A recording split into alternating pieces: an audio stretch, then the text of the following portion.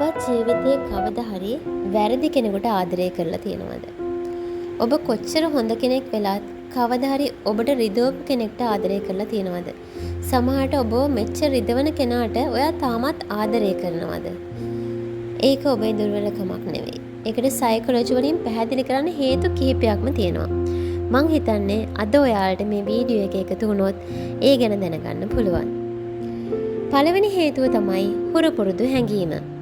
අපේ මොලේ හැම වෙලේම හොඳම දේ තෝරන්නේ නැහැ. බෙස්ට්ම choice එක තෝරන්නේ නැහැ. ඒ වෙනුවට හුරු පුරුදු දේ තෝරනවා. ෆැමිලියර් දේ. ළමා කාලයේ අවධානය අඩුවෙන් ලැබුණා නම් නැත්නම් ආදරය අස්ථාවරව ලැබුණා නම් ලොකු වුණාමත් ඒ වගේම පුද්ගලයන්ට ආකර්ෂණය වෙන්න පුළුවන්. මොකද අපේ මනසට ඒ රටාව හරිම සාමාන්‍යයි කියලා දැනෙන නිසා. ඉතින් සමහරට ඔබත් මේ හේතු නිසා වැරදි කෙනෙකුට ආදරය කරනවා වෙන්න පුළුවන්. දෙවැනි හේතුව තමයි මට එයා වෙනස් කරන්න පුළුවන්. මම එයා වෙනස් කරන්නම් කියන ඔබේම අදහස. හොඳ අයගේ ලොකුම වැරද්දක් තමයි මේක. මගේ ආදරෙන් එයා වෙනස් වෙයි කියන සිතුවිල්ල ඔයා තුළ ඇති කරගන්නවා. ඒත් කෙනෙක් වෙනස් වෙන්නේ ඔබ වෙනුවෙන් නෙවෙයි. ඇත්තටම එයාට වෙනස් වෙන්න ඕන නම් එයා වෙනස් වෙන්න ඕනේ එයාටම ඕන වුණොත් විතරයි.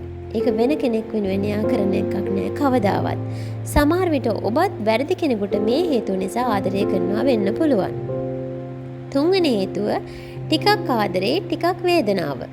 සමහර අය අද ආදරෙන් කතා කරනවා. හෙට සම්පූර්ණයෙන්ම ඈත් වෙනවා. ඊළඟ දවසේ ආයෙත් ආදරෙන් ලං වෙනවා. ඉතින් හිතා ගන්න බැරි අමුතුම ආදරයක් ඒක. මේ අස්ථාවර හැසිරීම නිසා අපේ මොලේ ඩෝපමින් නිකුත් වෙනවා. ඒ නිසා ඒ සම්බන්ධතාවයෙන් ඉවත් වෙන්න හරිම අමාරුයි. මොකද එයා එක දවසක් මට ආදරය කරනවානේ.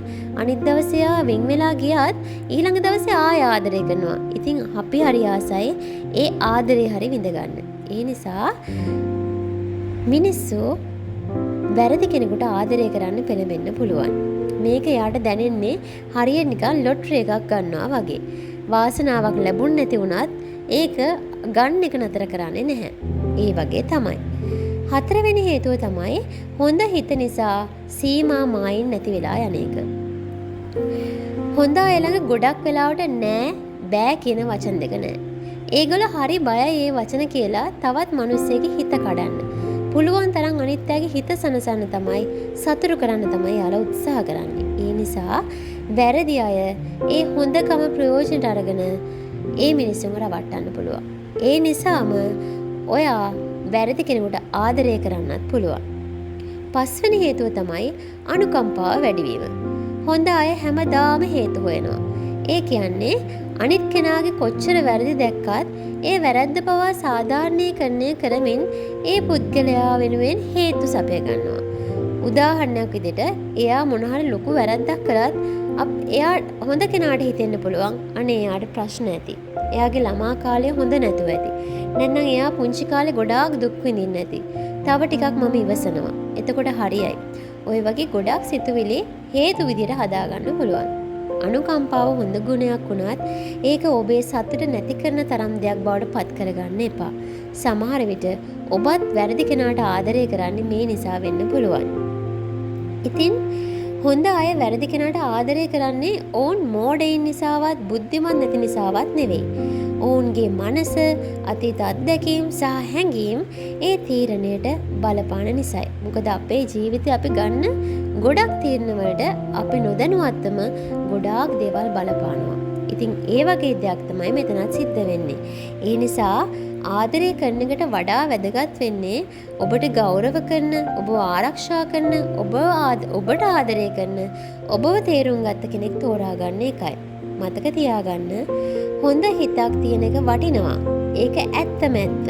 හැබැයි ඒ හොඳ හිත නිසා ඔබවම රිදෙන්න ඉඩ දෙන්න එපා. ඉතින් ඔබට මම හිතන්නේ මේ කරුණ ටික අතිශයින් වැදගත් වෙයි. ඔයාගේ ආදරය හරි ආදරයක්ද වැරදි කෙනාට ඔබ ආදරය කරන්නේ මේ නිසා කියලා ඔබට තේරුම් ගන්න. ඉතින් තවදුරටත් මේ වගේ ලස්සන ඒ වගේම ඔබේ හිතට දැනෙන ඔබේ මනසට කතා කරන මාතෘකාවලින් ඔබව හමු වෙන්න අපි සූදානම්. ඒ නිසා හිතට හඬක් අපේ channel එක subscribe කරලා තබා ගන්න. නැවතත් එකතු වෙන්න. හිතට හඬක් සමගින්